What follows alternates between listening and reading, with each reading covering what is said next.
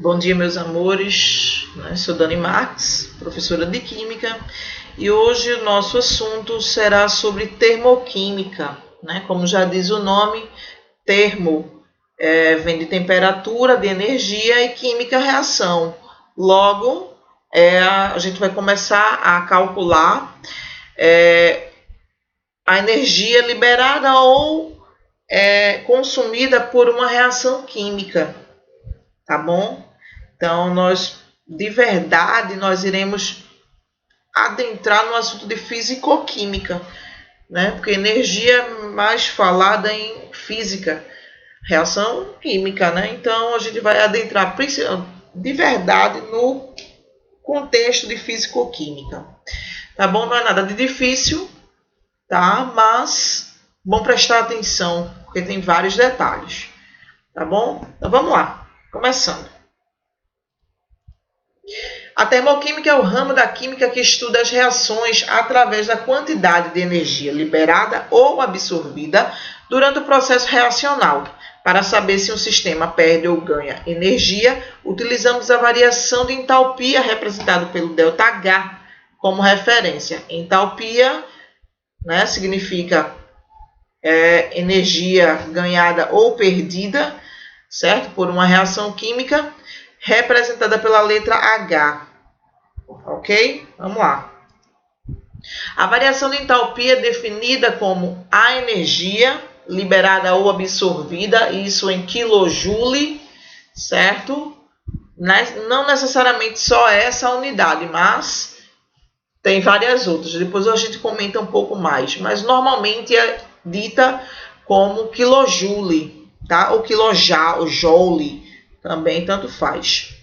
Quando o número de mols de reagentes indicado pela equação balanceada, principal, importante, equação balanceada, descreve a reação completa. A variação de entalpia é calculada da seguinte forma: ΔH final menos ΔH inicial. Variação, qualquer variação é descrita por final menos inicial.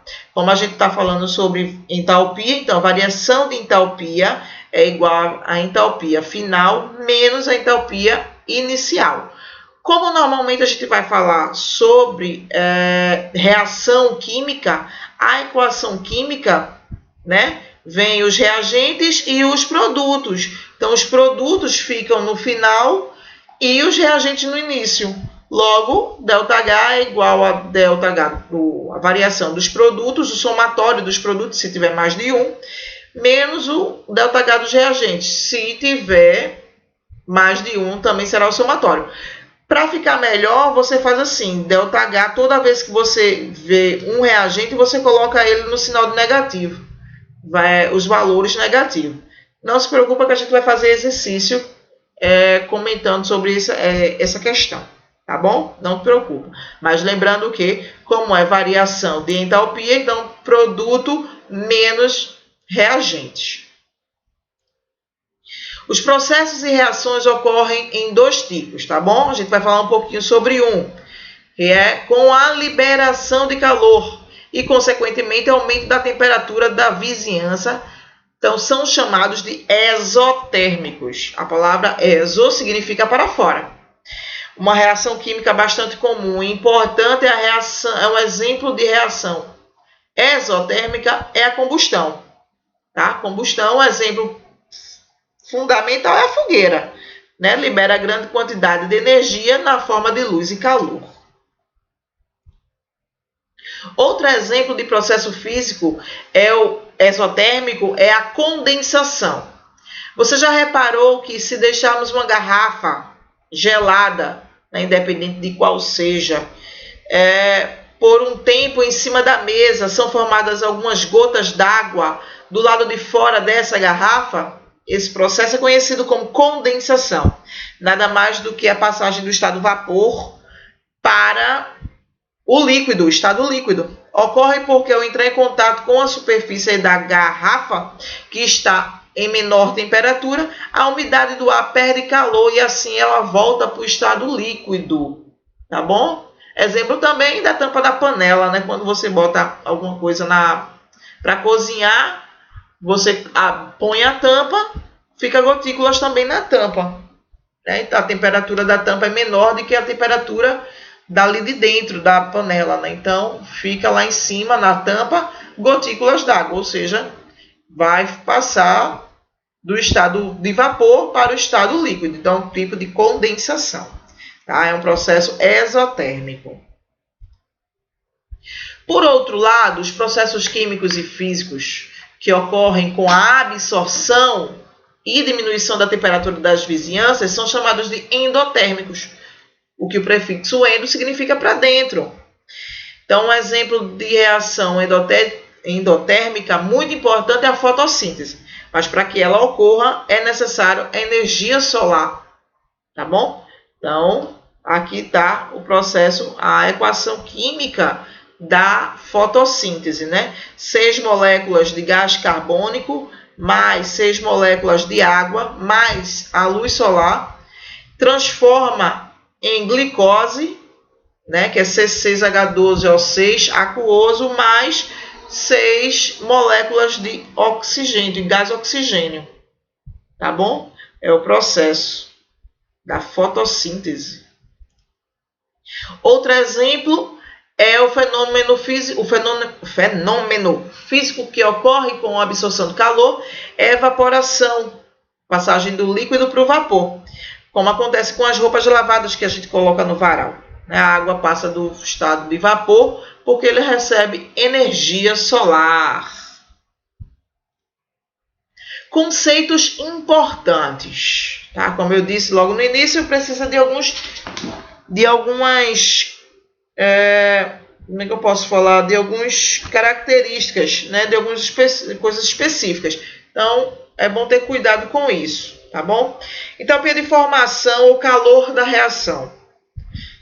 É a energia da reação quando forma um mol de substância a partir dessas substâncias químicas, elemento no seu estado padrão. O estado padrão é a forma mais estável de uma substância a 25 graus Celsius e a 1 atm de pressão. As substâncias que participam na reação de formação devem ser simples, ou seja, formadas por apenas um elemento químico. A entalpia padrão dessas substâncias simples é 0. Entalpia de combustão. Durante as reações químicas, as ligações químicas são alteradas. Podemos calcular o ΔH pela análise dessas novas ligações formadas. A entalpia de ligação é a variação de entalpia verificada na quebra de um mol de uma determinada ligação química, sendo que todas as substâncias estejam no seu estado gasoso, 25 graus Celsius e 1 atm. Entalpia padrão, né? Já tinha comentado um pouquinho, mas explicar melhor. Com a determinação da entalpia das substâncias é impossível. Como a determinação das entalpias das substâncias é impossível, determina-se uma entalpia padrão igual a 0 como referência. Logo, a entalpia padrão de uma substância corresponde à sua forma mais estável à pressão de 1 atm e 25 graus Celsius de temperatura, sendo indicado por H0. H0 é a entalpia padrão. Todas as substâncias simples no estado padrão e na sua forma mais estável, comum, têm entalpia igual a 0. Exemplo, o carbono ele possui a forma diamante e grafite. A forma mais estável é o grafite. Então, ele tem energia padrão 0. Assim, o oxigênio, que tem também o gás oxigênio e o gás ozônio, né? O gás oxigênio ele é o mais estável, é o mais comum. Então, ele também tem tem valor igual a 0. Tá bom? Energia de ativação é a menor quantidade de energia necessária que se deve fornecer aos reagentes para a formação do complexo ativado para que ocorra essa reação. O complexo ativado é justamente o pico das energias, tá bom? Um exemplo. Aqui, ó. Qual o valor da entalpia de combustão do benzeno? Sabendo que o benzeno, C6H6, tem entalpia de 80, o CO2 de menos 400 kJ e a água de menos 240. Dani, eu tenho que decorar esses valores? Não, tá? São todos, é tudo tabelado e na questão a gente informa. O que é que eu quero que você saiba é justamente como calcular, tá bom? Vamos lá. Então, lembrando que aqui, ó, Dani, ficou faltando a entalpia do O2. O2, ele é estado padrão aqui. Então, como ele é estado padrão, o valor dele aqui é igual a 0. Tá bom? Esses valores são determinados a partir de 1 mol, tá? A quantidade de mol é referente aqui, ó, antes da substância. Tá bom? Então, vamos lá. Como é que se calcula? Calcula. Essa é a equação química, né? Produtos, reagentes. Antes da seta, os reagentes, depois da seta, os produtos. Logo, calculando, né, entalpia de combustão, entalpia em qualquer entalpia, a variação de entalpia é produtos menos reagentes, tá? Então, 6 vezes, porque tem aqui o número 6, do CO2, qual é a quantidade do CO2? 400 menos 400, mais 3 vezes o da água, né? Aqui, ó, mais 3 vezes da água, que o valor da água é 240 negativo, menos o do C6H6, que é justamente o da água, do benzeno, e mais, né? Se você quisesse colocar mais, ou se você quisesse colocar aqui, não, boto mais aqui. Se eu colocasse o menos aqui, eu teria que colocar, teria que tirar esse colchete daqui, tá bom? Então, mais 15 sobre 2, porque tem aqui, ó, moléculas da água, só que a entalpia do oxigênio, da água, a entalpia do oxigênio é 0, né? Como a gente já tinha combinado, porque ele está no estado padrão. Então, menos 2.400 menos o valor daqui, né? 240 vezes 3, menos esse daqui, mais 0. Então, totalizando, calculando todo esse resultado, dá menos 3.200. Basta simplesmente calcular aqui, tá bom? Vamos lá. Essa energia que vem das reações químicas é decorrente do rearranjo das ligações químicas dos reagentes, transformando-se em produtos. Essa energia armazenada é a entalpia, energia que vem de dentro da molécula. Na reação química não é necessário calcular a entalpia, e sim a variação dela, como a gente já tinha comentado, né? Então, aqui, ó, como eu já tinha explicado no início, mas reexplicando, aqui eu tenho A e B como reagente e C e D como produto. Então, como é final menos inicial, eu tenho ΔH dos produtos menos os reagentes. As unidades que a gente utiliza normalmente ou é caloria, ou é quilocaloria, ou é quilojoule, tá? Uma caloria é igual a 4,18 joule, tá? E uma quilocaloria são 1.000 calorias. Os tipos de reação podem ser endotérmicas sendo positivas, o ΔH positivo é endotérmico, e exotérmico, elas vão liberar calor, sendo que seu ΔH negativo. Um exemplo, tá? Aqui, ó. Sejam dadas equações termoquímicas, todas em 25 graus Celsius e 1 atm. Então, eu tenho gás hidrogênio mais gás oxigênio fazendo a água, com menos 68,3 de quilocaloria. Eu tenho 2 moléculas de ferro mais 3 meios de oxigênio fazendo ferrugem, com menos 196. 2 moléculas de alumínio sólido mais 1,5 de oxigênio, gás oxigênio, fazendo o trióxido de alumínio, com menos 399,1 quilocalorias. Eu tenho o carbono grafite mais o gás oxigênio fazendo o gás carbônico com menos 94. E tenho o metano gasoso com uma molécula de oxigênio fazendo gás carbônico e água com menos 17,9 quilocalorias por mol. Exclusivamente sob o ponto de vista energético, qual você escolheria como fonte de energia? A 1, a 2, a 3, a 4 ou a 5? Como fonte de energia, então quanto mais energia liberada, melhor, não é? Então, aqui tiver maior variação de energia. Então, no caso, é a terceira, com maior. Aqui é 68, 196, aqui é 399. Esse é o maior, então esse é o melhor. Simplesmente assim. Tá? Equações termoquímicas. Então, eu tenho aqui uma equação termoquímica.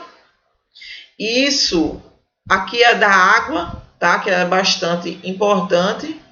E eu tenho essa daqui também. Só que, o que é que diferencia? Essa aqui a água tá gasosa e essa aqui a água tá líquida, tá? Para depois, mas é da água também, só que essa aqui a água tá gasosa e aqui a água tá líquida. Então, o que acontece? São duas regras importantes. Tem que vir, além das substâncias da equação química, tem que vir os estados físicos, tá bom? E a variação de energia, a ΔH, tá? Regras importantes. Quando a equação termoquímica for multiplicada por um fator, o valor do ΔH também vai ser multiplicado, tá? Então, eu tenho aqui, se eu quiser multiplicar essa equação aqui por 2, eu multiplico tudo por 2 até o ΔH, tá bom? Então, quando o outro ponto, né? Quando a equação química for invertida, o ΔH ele muda de sinal. Quando eu quero que os produtos virem reagentes e os reagentes virem produtos, né? Então, o que acontece? Eu vou, como há uma inversão de posição, produto para reagente, reagente para produto, eu também inverto o valor do meu ΔH. Ao invés de ficar aqui, ao invés de ele ficar negativo, ele vai ser positivo, né? Nesse caso aqui, eu tenho a formação da água. Tenho esse aqui, que está aqui em azul. Eu dividi essa equação por 2, tá? E inverti, né? Então, tá aqui, tá? Ela ficaria... Aqui ele é positivo, tá? Aqui só houve uma divisão, tá? Ele só fez a divisão, só que aqui ele vai ficar positivo, tá bom? Aqui esse ΔH ele é positivo, porque aqui é produto virando reagente. Lei de Hess é a lei mais importante para a termoquímica, tá bom? Vamos lá. Permite calcular a variação da entalpia, que é a quantidade de energia presente nas substâncias após sofrerem reações químicas. Isso porque não é possível medir a entalpia em si, mas a sua variação.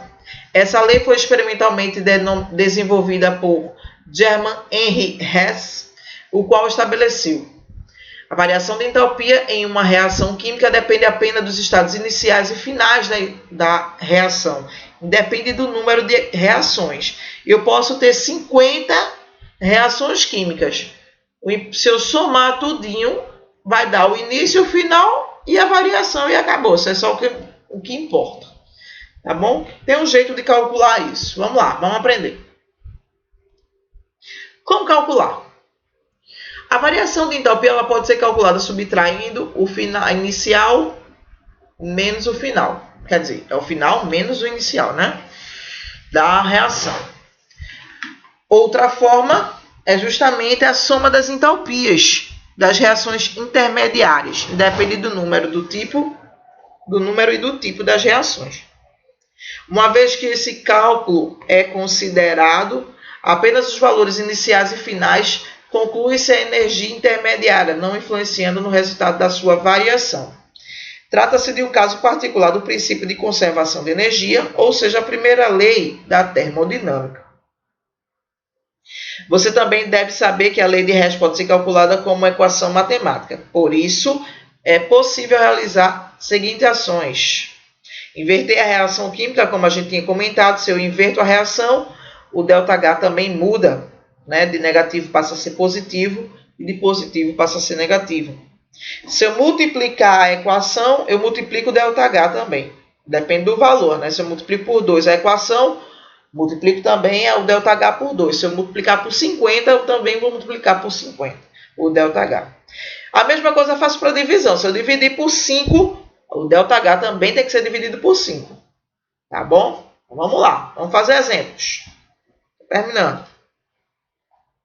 Eu quero saber a variação dessa equação. Duas moléculas de grafite mais oxigênio fazendo duas moléculas de monóxido de carbono. CO2. De CO. Desculpa, CO2 não. CO. Só que eu não tenho essa equação. Então, eu tenho essas duas equações aqui.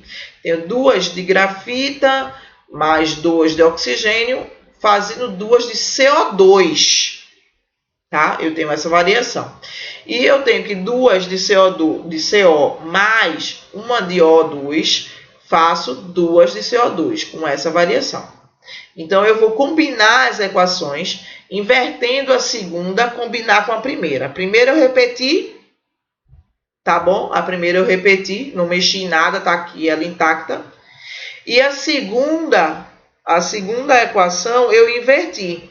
Troquei de posição. O produto virou reagente. O reagente virou produto. Nesse caso, ó, mudei o ΔH, né? Ele era negativo, passou a ser positivo. Então, eu vou fazer o somatório dessas equações. Como é que eu faço o somatório? Um produto elimina um reagente, tá? O reagente. Eu tenho aqui, ó. Esse produto é 2CO2 e eu tenho um reagente com 2 CO2. Então, esse daqui eu cancelo com essa. O2 eu cancelo com um O2 daqui, tá? Então, sobra um O2. Reagente, o que é que sobrou? Somente o grafita com O2. E dos produtos eu só tenho no 2CO2, que é justamente a equação inicial, tá? Para fazer o resultado, é só fazer o somatório aqui, ó. Menos 787 mais 566 dá justamente menos 221 kJ. Espero que tenha entendido. Tá? Vamos fazer outro. Outro. Eu tenho essas duas equações e quero ajeitar para essa azul. Tá? Vamos lá. Eu vou multiplicar a primeira, tá? Por 2. Porque nessa equação aqui eu só tenho um enxofre. Aqui eu quero 2 enxofres. Então, como o meu reagente aqui eu quero essa equação, quero que fique igual a essa. Então, para ficar mais parecido com essa, né, mais parecido, eu tenho que ter 2 de S sólido. Então, aqui eu vou pegar a minha primeira equação e vou multiplicar toda por 2. Tá? Então, 2 aqui, 2 aqui. Né? Porque todas elas são 1. E o meu ΔH também por 2. Então, tá aqui, ó. Meu ΔH também por 2. Agora eu vou calcular com menos 594. E eu vou pegar a minha segunda equação e vou inverter, tá? Justamente porque eu quero o SO3, que está nas minhas reações que eu não tenho, né? As minhas semi-reações, eu quero ele como produto. E não como reagente, como está descrito aqui acima. Tá? Então, eu vou inverter. Então, ele era positivo, virou a ser negativo. Então, eu faço somatório, né? Menos 594 com menos 198 dá menos 792. Tá? Espero que vocês tenham entendido. Tá? Tem que ter muita calma para fazer, principalmente essa lei de Hess. Tá? Peguem outros exemplos, certo? E tentem fazer. Qualquer coisa eu estou pelo zap. Tá bom? Cheirão para vocês e até o próximo vídeo.